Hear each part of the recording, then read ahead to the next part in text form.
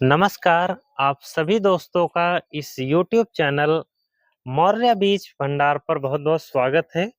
और आज इस वीडियो के माध्यम से हम बात करेंगे 2 मेजर पोषक तत्व के बारे में, जिसमें कि सबसे पहला तत्व है पोटाश और दूसरा जो तत्व है वो है बोरान। खासकर ये वीडियो हम धान की फसल के बारे में बनाने वाले हैं, जिसमें धान के आखिरी स्प्रे में हमें पोटाश और बोरान का प्रयोग क्यों करना चाहिए, इस विषय के ऊपर एक विशेष चर्चा करेंगे। और उम्मीद है दोस्तों कि ये जो वीडियो है वो आपको पसंद आएगी। दोस्तों, सबसे पहले हम बात करेंगे पोटाश। देखिए, पोटाश की बात करें तो हर फसल के लिए पोटाश काफ़ी ज़्यादा ज़रूरी होती है।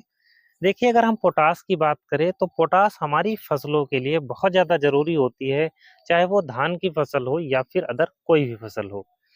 पोटाश का सिंपल सा एक काम होता है कि हमारी फसलों में जो भी स्टोरेज बना हुआ है, यानी जैसे धान की फसल में पौधे ने अपने जीवन काल में जो भी तत्वों को अपने अंदर समाया हुआ है, उन सारे के सारे तत्वों को बालियों में देना है, जिससे कि बालियां जो है वो जल्दी बाहर आ सके और बालियों में एक अच्छा भराव जो है हमें देखने को मिल जाए। तो दोस्तों, इस प्रकार हमें पोटाश का प्रयोग जरूर करना चाहिए। अब हम बात करेंगे स्प्रे के रूप में हम कौन सी पोटाश ले सकते हैं। तो स्प्रे के रूप में दोस्तों जो एसओपी आती है, यानी सल्फेट ऑफ पोटाश, यानी जो मार्केट में 0050 के नाम से आती है, आपको 1 किलोग्राम प्रति एकड़ के हिसाब से स्प्रे में देना चाहिए। और कौन सी अवस्थाओं पर देना चाहिए, तो मेरे हिसाब से 2 स्टेज काफ़ी अच्छी होती हैं। इसमें जो सबसे पहली अवस्था है जब बालियां लगभग दोस्तों आपकी 20 से 25% आई है, और जिसमें 2 अवस्थाएं हमें सबसे ज़्यादा अच्छी लगती है धान की फसल में। इसमें सबसे पहला है कि जब आपकी बालियां 5% बाहर आई हुई हो, और दूसरा जब आपकी बालियां जो है 40 से 50% बाहर आई हुई हो। आप ऐसी स्थितियों में दे सकते हो।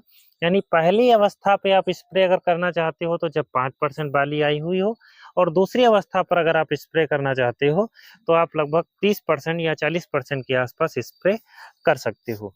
यानी आपको दोनों बार स्प्रे नहीं करना, आपको स्प्रे एक ही बार करना है। अब हम बात करेंगे दूसरा जो मेन पोषक तत्व है वो है दोस्तों बोरान। बोरान की हर फसल में बहुत ज़्यादा ज़रूरत होती है और बहुत ही सूक्ष्म मात्रा में ज़रूरत होती है। धान की फसल में दोस्तों अगर हम बोरान की बात करें तो दानों को लंबा करने के साथ साथ ये दोस्तों पॉलिनेशन में काफ़ी ज़्यादा मदद करता है। यानी जो पौधे में परागण परागण प्रक्रिया होती है, नर और मादा जब आपस में क्रॉस करते हैं, तो उस पॉलन ट्यूब को मजबूत करने का कार्य जो है वो बोरान करता है। इसके अलावा बोरान जो है वो धान जैसी फसलों में दानों में वजन और दानों में चमक लाने का भी कार्य करता है। तो इसलिए बोरान को हमें ज़रूर देना चाहिए, और डोज हमें बहुत ही सीमित मात्रा में देना चाहिए। अगर हम डोज की बात करें तो 15 ग्राम आपको 15 लीटर पानी में प्रयोग में लेना चाहिए। इसके अलावा आप कम से कम 10 ग्राम 15 से 16 लीटर पानी यूज में भी ले सकते हो। इससे जो बोरान की पूर्ति है वो आसानी से हो जाती है। तो यहाँ पर मैंने 2 तत्वों की बात की, जिसमें सबसे पहला मैंने पोटाश की बात की और दूसरा मैंने जो बात की है वो है दोस्तों बोरान की। इन दोनों तत्वों को आपको धान की फसल में ज़रूर देना चाहिए, एक अच्छा रिस्पॉन्स आपको देखने को मिलेगा। अब हम बात करेंगे तीसरा पोषक तत्व जो कि है दोस्तों जिंक। और मेरे हिसाब से हर किसान को लास्ट स्प्रे में जिंक का प्रयोग ज़रूर करना चाहिए। अब जिंक कौन से प्रयोग में लेना चाहिए, तो चिलेटेड जिंक जो आती है वो सबसे अच्छी होती है दोस्तों। जैसे कि अगर हम बात करें तो बहुत सारी कंपनियां देती हैं। एक लिबलर जिंक आती है बीएसएफ कंपनी की, काफ़ी महंगी है दोस्तों। अगर आप चाहो तो 100 ग्राम प्रति एकड़ के हिसाब से उसको ले सकते हो।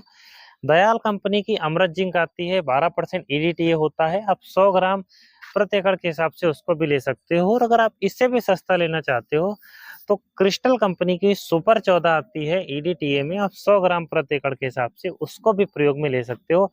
इन तीनों जिंकों के काफ़ी अच्छे रिजल्ट हमें देखने को मिलते हैं। अब जिंक हमें लास्ट स्टेज में क्यों देना चाहिए, ये एक बहुत बड़ी बात है दोस्तों, और हर किसान जो है वो इस चीज़ को नहीं समझ पाता है। मेरे हिसाब से दोस्तों धान की फसल में जब पौधे में बालियां बाहर आती हैं, ऐसी स्थिति में पौधे में ऊपरी जो पत्तियां होती है उसमें हमें पीलापन देखने को मिलता है, पत्तियां लाल पड़ने लगती हैं। ऐसी स्थिति में अगर हम जिंक देते हैं दोस्तों तो वो पत्तियां जो लाल पड़ रही हैं इस प्रकार की समस्या नहीं होती हैं। दूसरा जो झंडा पत्ता होता है वो काफी लंबे समय तक हरा रहता है, और मेरा एक मानना है कि झंडा पत्ता जितने समय तक हरा रहेगा, बालियों में भराव जो है वो उतनी ही अच्छी मात्रा में होगा। तो इसलिए दोस्तों आपको पोटास हो गया, बोरान हो गया और जिंक, इन तीनों का प्रयोग जो है वो धान की फसल में जरूर करना चाहिए। लास्ट स्प्रे में अगर आपने जिंक जो है वो ज्यादा मात्रा में शुरुआत में दिया है, तो ऐसी स्थिति में आप जिंक का प्रयोग ना करें, लेकिन आप अगर कर देते हो तो काफी अच्छे रिस्पांस हमें देखने को मिलते हैं। उम्मीद है दोस्तों मैं इन तीनों प्रोडक्ट के बारे में, या तीनों माइक्रोन्यूट्रिएंट या तीनों तत्वों के बारे में जो भी जानकारियां दिया है, जो भी जानकारी दी है वो आपको पसंद आई होगी। और अगर वीडियो पसंद आई हो तो प्लीज दोस्तों वीडियो को लाइक और चैनल को सब्सक्राइब जरूर करें। थैंक यू आप सभी का। फिर मिलते हैं नेक्स्ट वीडियो के साथ। थैंक यू दोस्तों।